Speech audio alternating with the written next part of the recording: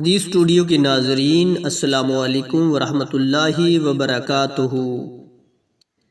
انس رضی اللہ تعالی عنہ کو یہ فرماتے ہوئے سنا کہ رسول اللہ صلی اللہ علیہ وآلہ وسلم جب دھوتے یا یہ کہا کہ جب نہاتے تو 1 سا سے لے کر 5 مد تک پانی استعمال فرماتے تھے، اور جب وضو فرماتے تو 1 مد پانی سے۔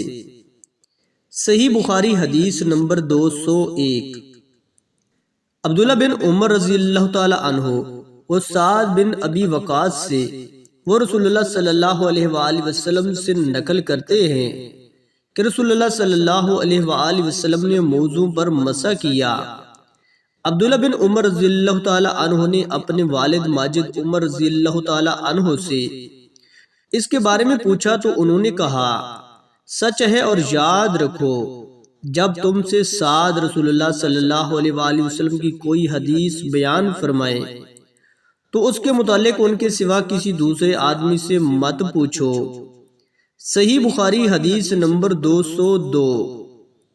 مغیرہ بن شعبہ رضی اللہ تعالی عنہ روایت کرتے ہیں، وہ رسول اللہ صلی اللہ علیہ وآلہ وسلم سے نقل کرتے ہیں، ایک دفعہ آپ صلی اللہ علیہ وآلہ وسلم رفع حاجت کے لیے باہر گئے تو مغیرہ پانی کا ایک برتن لے کر آپ صلی اللہ علیہ وآلہ وسلم کے پیچھے گئے۔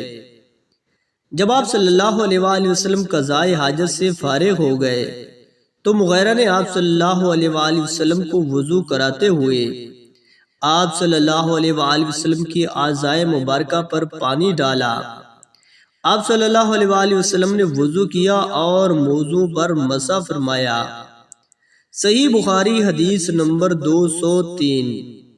دوستو، اللہ پاک سے دعا ہے کہ اللہ پاک ہمیں احادیث مبارکہ پر عمل کرنے کی توفیق و ہمت عطا فرمائے، آمین ثم آمین۔